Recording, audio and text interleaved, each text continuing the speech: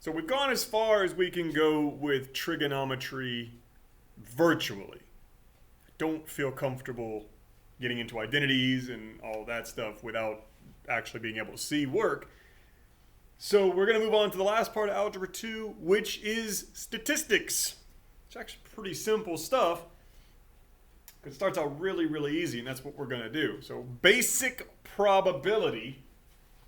And I think the easiest way, I'm just going to work some examples for you, but let's see if I can pick up the pen. There it goes. Okay.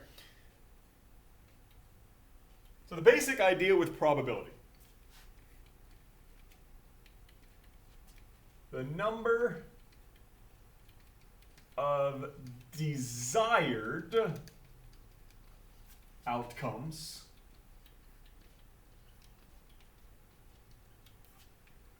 over the number of total outcomes.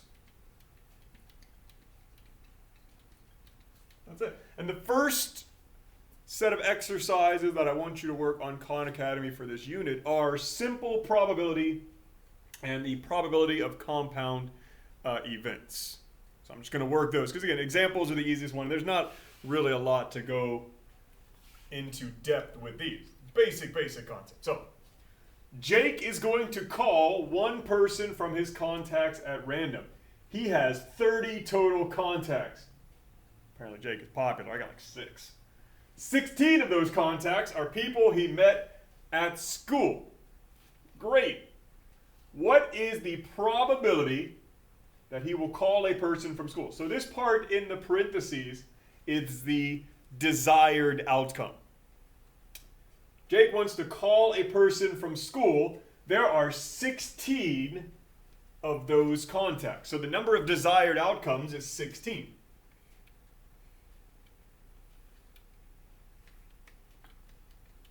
Jake has a total of 30 contacts, though. So the number of total outcomes is 30. It wants us to round our answer to 2 decimal places. So most likely it wants a decimal, but I'm going to reduce the fractions. We should practice that anyway. And that's 8 over 15, since I can factor 2 out of both of those. So 8/15. And then we'll go ahead and get our probability to 2 decimal. 8 over 15 is 0.53.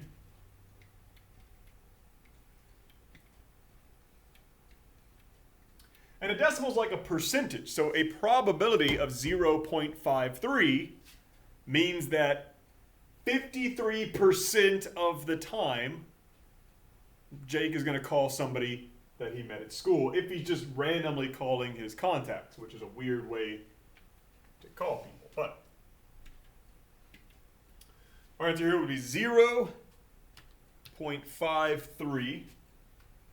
It's even telling us an exact decimal. So our answer could be a proper fraction. We could use the 8/15. Okay, but we didn't. Greg has an MP3 player called The Jumble. The Jumble randomly selects a song for the user to listen to. Greg's Jumble has 6 classical songs, 7 rock songs, and 9 rap songs on it. What is the probability that it will not play a rap song? So, we're looking for the probability that the song played at random is not rap. So we need the number of desired outcomes over the number of total outcomes. So let's find the number of total outcomes first, which is this. 6 plus 7 plus 9.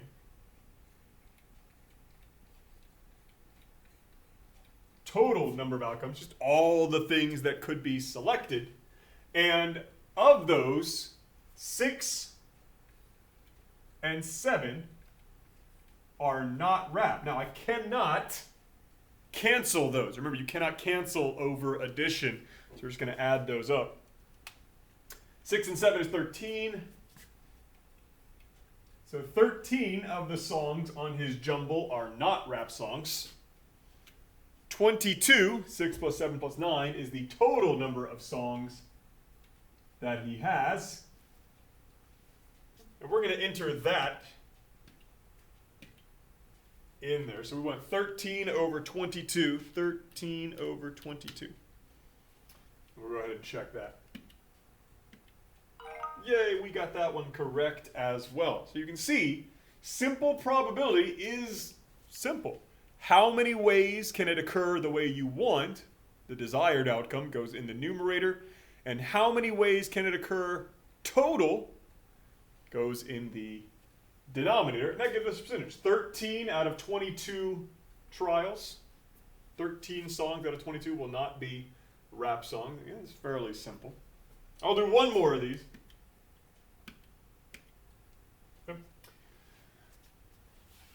You roll a fair six-sided die. What is the probability that you will roll an even number? Well, we know that there are 6 sides on the dice. And I'm thinking about 2, 4, and 6 are the even. So there are 3 even numbers. That reduces to 1/2 or 0.5. 50% is 1/2 of the time. I'm going to do 1/2 though. 1/2. And there we go. So that's a simple probability. As you're working through these, the number of desired outcomes over the total number of outcomes is how you're going to set them up, and then just run straight through. Oh no, that explains why it wasn't erasing. I was not pressing the right button.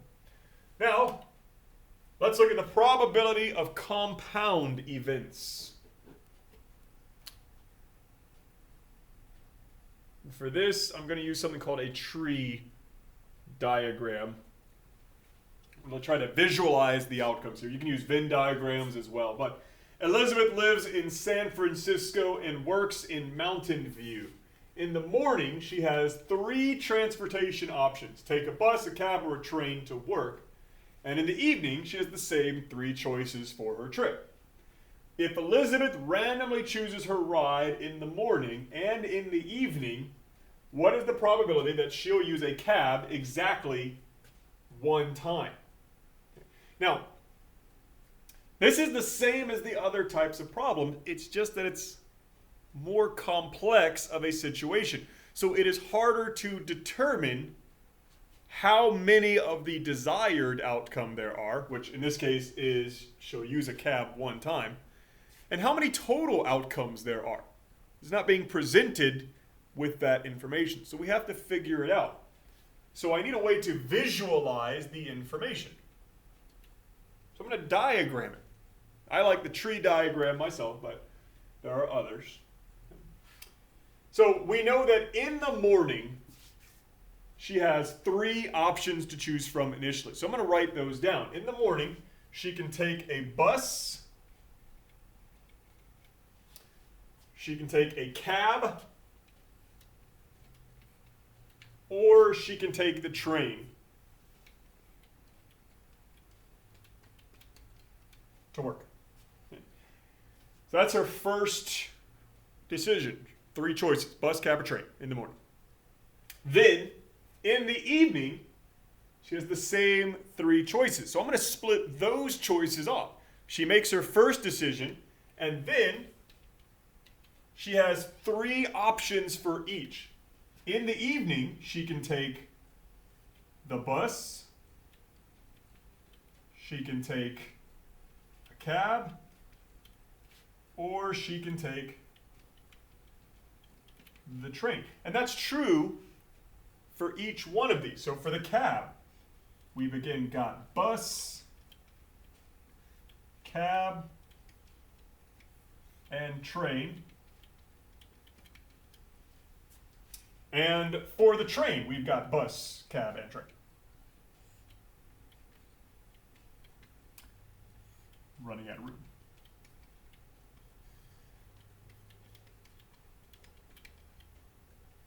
Okay. Now, this is all the possible outcomes. So here, we count. We have 1, 2, 3, 4, 5, 6, 7, 8, 9. 9 total outcomes, which we could have figured out. She has 3 choices in the morning, 3 choices in the evening. 3 times 3 is 9. Or 3 squared, excuse me. Yeah, 3 times. Anyway. So, for the total outcomes,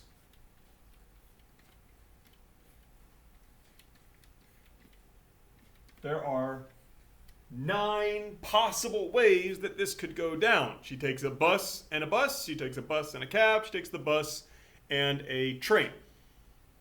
And then cab, etc. The desired outcomes, though,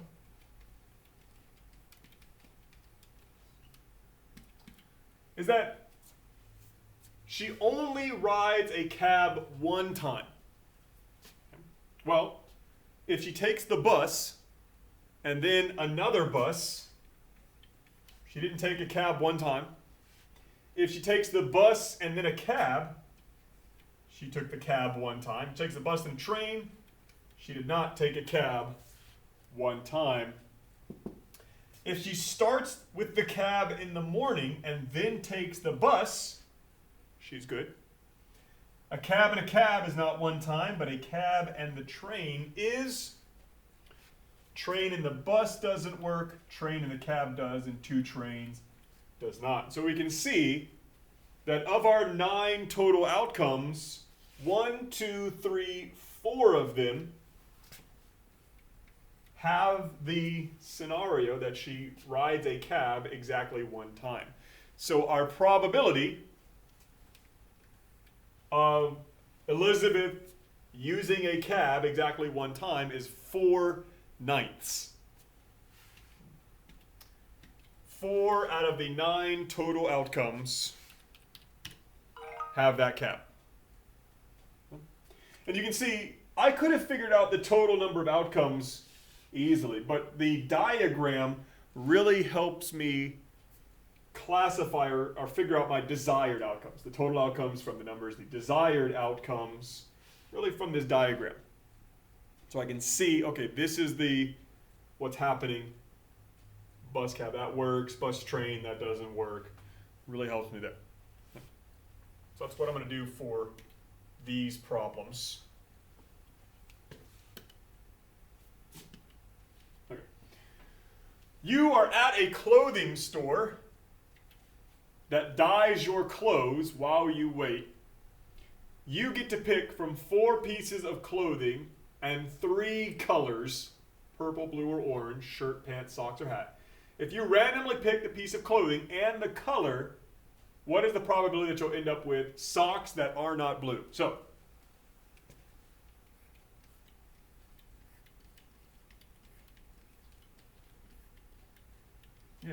I can figure out the total number of outcomes just by looking at the number of choices that I have. For my first choice, I have 4 options. And from then, my second choice will have 3 options. So I can figure out the total number of outcomes just by multiplying those. 4 times 3 is 12.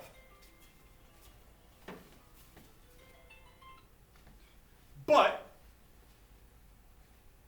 I want to know my desired outcomes, which in this case would be the probability that I will end up with socks that aren't blue.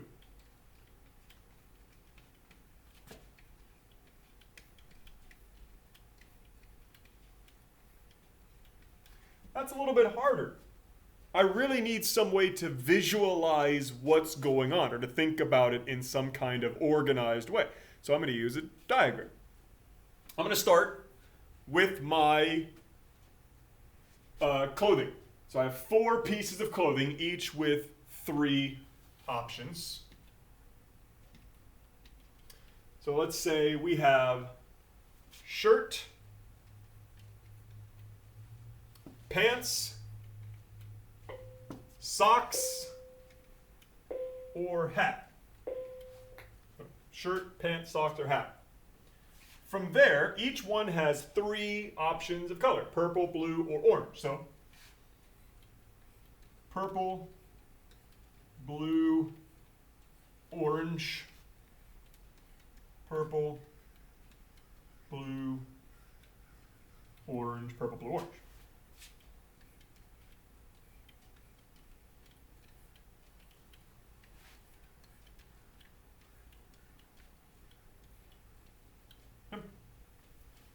Now, I want to pick socks that are not blue. So the only successful outcomes, the only desired outcomes, are socks that are purple or orange. Everything else, these are socks that are blue. These are hats. These are pants. These are shirts. Now, I don't know why you would be randomly selecting clothing in the hopes that you get socks that are not blue, but apparently that's how this person shops.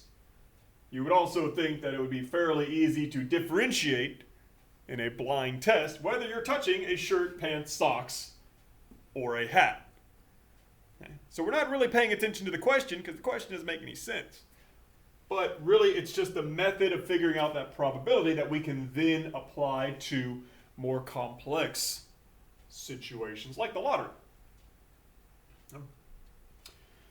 But here we can see out of the 12 possible outcomes, only 2 of them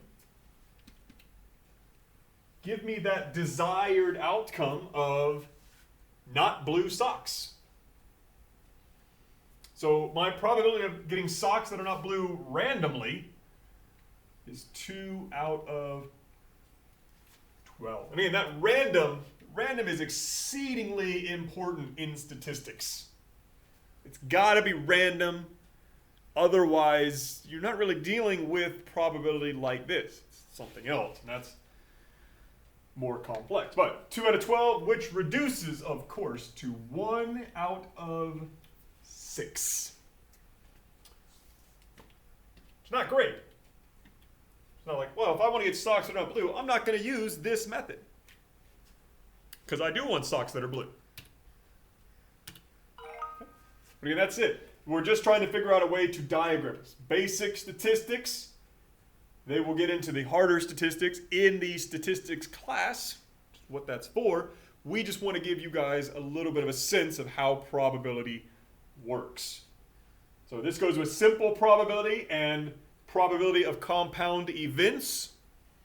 Everything that's on Khan Academy is what I expect you guys to get done by the end of the year. So it's really not that much.